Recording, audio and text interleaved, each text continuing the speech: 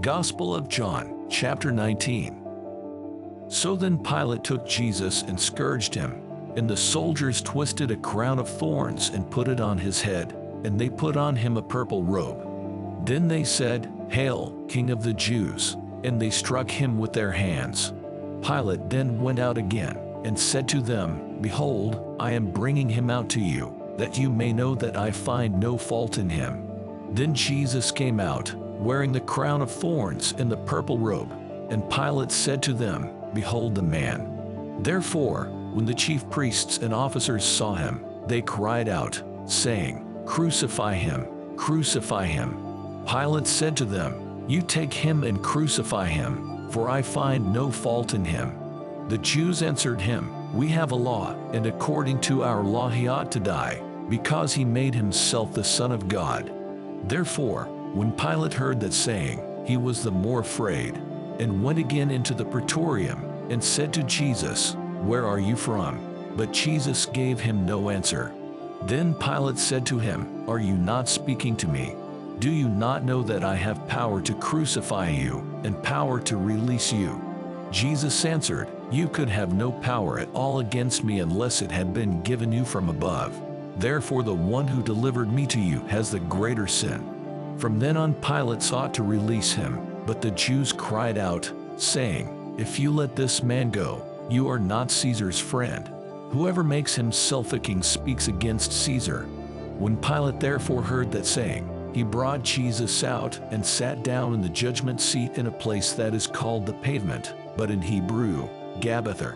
Now it was the preparation day of the Passover, and about the 6th hour, and he said to the Jews, "Behold your king." But they cried out, "Away with him, away with him! Crucify him!" Pilate said to them, "Shall I crucify your king?"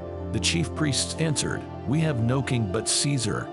Then he delivered him to them to be crucified. So they took Jesus and led him away. And he, bearing his cross, went out to a place called the place of a skull, which is called in Hebrew, Golgotha, where they crucified him, and two others with him, one on either side, and Jesus in the center. Now Pilate wrote a title and put it on the cross, and the writing was, "Jesus of Nazareth, the King of the Jews." Then many of the Jews read this title, for the place where Jesus was crucified was near the city, and it was written in Hebrew, Greek, and Latin. Therefore the chief priests of the Jews said to Pilate, "Do not write, 'The King of the Jews,' but," he said, "I am the King of the Jews."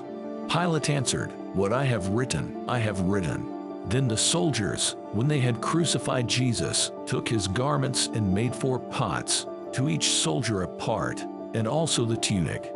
Now the tunic was without seam, woven from the top in one piece. They said therefore among themselves, "Let us not tear it, but cast lots for it, whose it shall be," that the scripture might be fulfilled which says, "They divided my garments among them, and for my clothing they cast lots." Therefore the soldiers did these things. Now there stood by the cross of Jesus his mother, and his mother's sister, Mary the wife of Clopas, and Mary Magdalene. When Jesus therefore saw his mother, and the disciple whom he loved standing by, he said to his mother, "Woman, behold your son." Then he said to the disciple, "Behold your mother." And from that hour that disciple took her to his own home. After this, Jesus, knowing that all things were now accomplished, that the scripture might be fulfilled, said, "I thirst." Now a vessel full of sour wine was sitting there, and they filled a sponge with sour wine, put it on hyssop, and put it to his mouth. So when Jesus had received the sour wine, he said, "It is finished," and bowing his head, he gave up his spirit.